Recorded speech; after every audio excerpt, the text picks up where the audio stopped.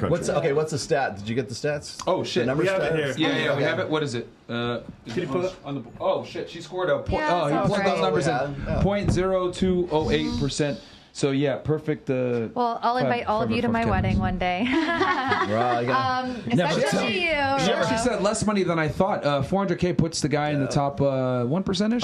Like top 5%. Never told me top 1%. I think is 650. Oh, it's went up. I hope you count. It's gone up. It's like 600. Wait, what's grand the is the top average? one. What's the average income? 39,000. I thought it was like 40. Yeah. Did you say 39? 39, yeah. Household income in America. Yeah, but no, it's not household. Just a single man. The reason That why was among the men. reason why is you always have to average in Little Rock, Arkansas, and Tulsa, Oklahoma. When you do that, it comes out to about 39. It's not 39 in like Los Angeles. Shout out to Tulsa, Oklahoma. Yeah, so that's why it makes it different. Again, going back to what you said, so like 400,000. That used to be the top 1%, like 454,000. Now it's like maybe that's the top 8% or whatever. Being 5'11", I think puts in the top 17% of men as far as how tall they are. And so these things, they compound because it's not 17%. It's the top 1% of the 17%. Do you guys understand? Yeah. That's how you get 0.2%. And here's the scary part: we haven't even accounted for him being good looking, being charming, being clean. Same I know religion. a lot of you girls said hygiene, same religion. And by the way, making $400,000 a year, software engineer, also autistic, possibly. Like that's the other thing that you have to deal with. Yeah. And so those things kind of disqualify men, and it just gets more and more ridiculous.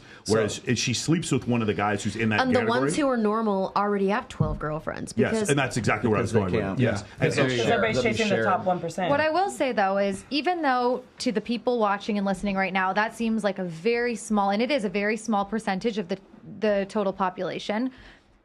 In the zip code that I live in, I have a lot more access to that percentage of people. Yes. And I actually do go on dates with men who make well over 400 grand a year. Agreed. Now, there are things, and then you might wonder, well, why haven't you decided to settle down with one of them? Because they cheat. You also live in the zip code where the people cheat more than anywhere else in the United States. And I also, which I mean, she's kind of allowed that a little bit. No, though. and that's why I appreciated when she said that, because it's so unrealistic to think anybody who lives anywhere near Mulholland, Bel Air, or anywhere near the Hollywood Hills is just not being just totally inundated by men who have options to cheat. I used to go to the Playboy Mansion all the time, and I'd go there, and these men it was obvious that what was going on, and the women accepted it. You know, I'm not saying it's right or wrong. I'm saying in certain options, women cheat because I believe women cheat. The studies have shown this. Dr. Buss has done some in the GSS survey.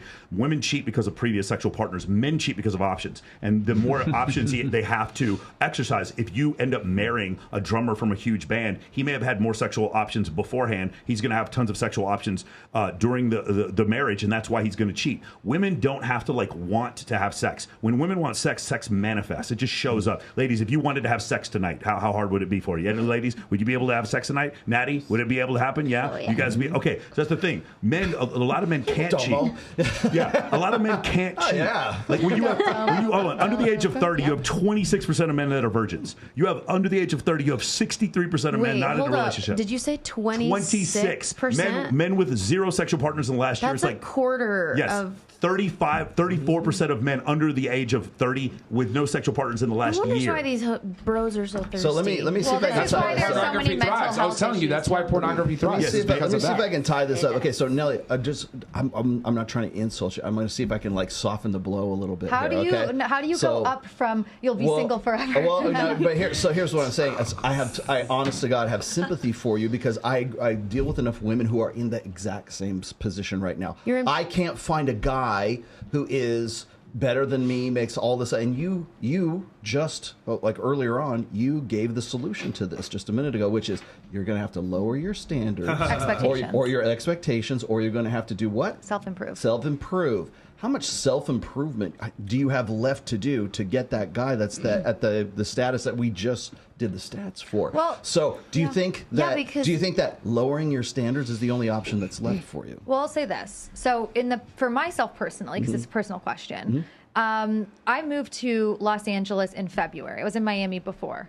I was very focused on filming the TV show, getting a visa because I'm Canadian, getting my degree because that was important to me, because then I knew I could sit at a table like this and say that, and I could hold my own a little bit more one day. And so for me, those things were important. So I've only really been aggressively dating for a few months now. And I feel that within a year, I will be able to find that. And self-improvement, I could probably lose 5 to 10 more pounds. Don't do it. Well, listen, the thinner the girl, the bigger the rock. Oh my God, bad advice. No, I'm saying you're with him though. He wants at least something. He didn't want to break you. I'm not trying to promote eating disorders. I'm talking about myself, though. She's tiny. No, but it's funny. Shit advice. I'm self-aware. I am self-aware. Going back to what he says before, there's a male over-perception and under-perception bias. Women tend to like Brad Pitt in Fight Club, but men think that men should look like Arnold Schwarzenegger, and women think that other men like Twiggy when actually they like girls with a little bit more athleticism or curves, like what Fresh is trying to say. Mainly athleticism. We like some athleticism, some I was going to curve. say, build a bigger booty, don't lose weight. Well, I work out for 2 hours every day already, so I'm doing squats and lifting weights. I think for me right now, what I can do to get that kind of guy we talked about is go on as many dates as I possibly can to get to know as many men in that caliber as I can. With guys Spam approaches. Well, I don't like to waste people's time. So I'm not going to give a man a chance if he asks me on a nice date if I don't think off a dating profile that he's my guy. Out of respect to him, respect to myself, and respect to the person I'm meant to be with. But I will go on, entertain as many possible men as I can in early stages of dating to see if I have a connection with any of them. That's what I can do. I also can continue to maintain my appearance. And I know for men, maybe you guys don't realize how much money and time goes into looking a certain way for us women. But it's a lot. Yeah. It's a lot more than a first Nelly, date. you have to stay in Los Angeles too?